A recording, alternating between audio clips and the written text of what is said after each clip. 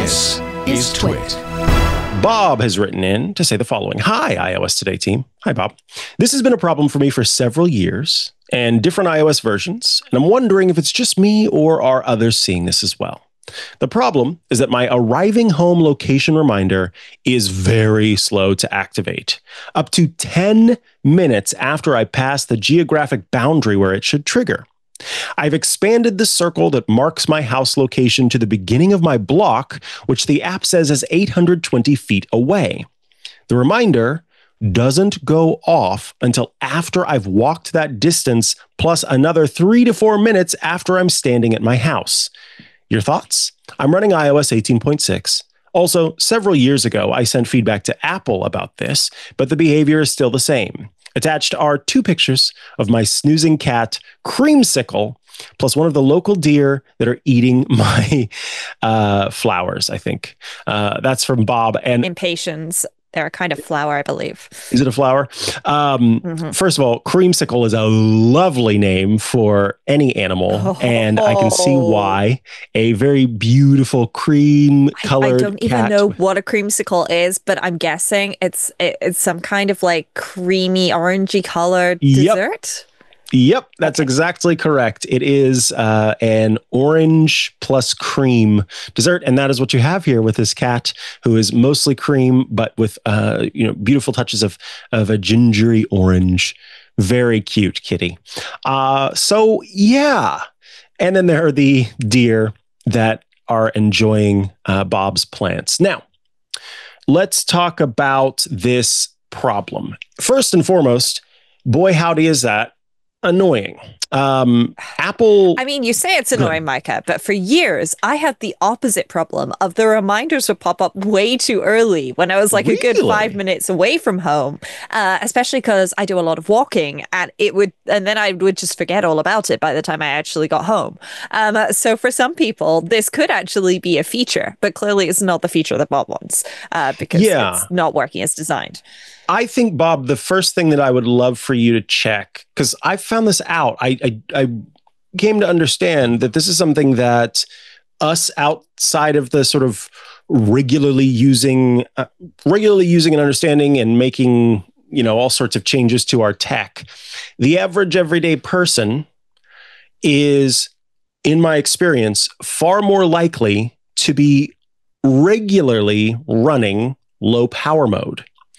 And that is one of the first things that I would check, Bob, is to make sure that you don't have low power mode turned on. Now, you writing into iOS Today tells me you're probably a little bit more technical. You listen to the show regularly. However, it could be something that you've forgotten that you've enabled because, again, I've literally, somebody's showing me something on their phone and I notice, oh, they've got low power. Someone else. And I'm going, is this just a thing ever? A lot of people want their battery life to last longer. Seem to enable it, and then they also simultaneously complain that it's really slow for them to get emails, which is a little weird because it's literally one of the things it does. I had a suggestion related to what's popped up on my screen, which is under settings in general, there is a reset button. Now, to be clear, I am not suggesting completely wiping your phone and starting over. That would be an absolute last resort. But your iPhone uses more than just GPS to tell you where it is. Mm-hmm. One of the things that it uses is your network settings, and it scans things like Wi-Fi networks around you and things like that to find out where you are, because essentially it's basic triangulation. It knows, hey, if Wi-Fi network A is here, Wi-Fi network B is here, and Wi-Fi network C is here, and you can see all 3 of these, you're somewhere in the middle of that area, and then those Wi-Fi networks are attached to approximate GPS locations and so on and so forth. So one thing that may be worthwhile is resetting your network settings. Now, this is a bit of a pain because you'd have to reconnect to all the different Wi-Fi networks that you use on a regular basis, but that can often clear out the cobwebs for a lot of random issues. Now, there is also a button for resetting location and privacy settings.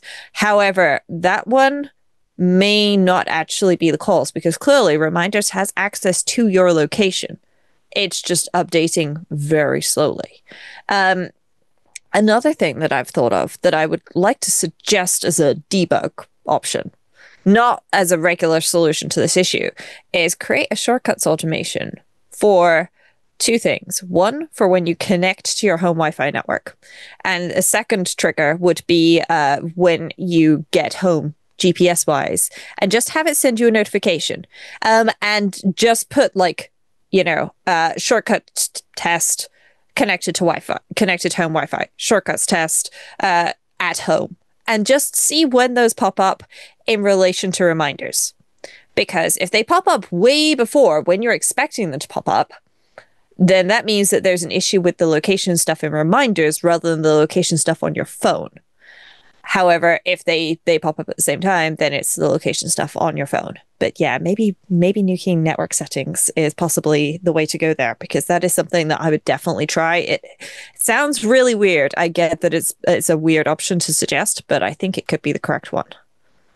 Yeah, I think that's a great idea as well. That has solved a number of problems for people in the past. As Rosemary is pointing out, not only is your device using those little bits of information sort of actively, but passively as well. It's collecting that data, it's holding onto that data, and that's informing it going forward. And so saying, blast that cache is a great way to kind of start over there. Hey, if you're enjoying this little bit of iOS today, well, you can check out the full episode. You can head to the website, twit.tv/iOS, or watch the full show right here on YouTube. All you got to do is click that link below.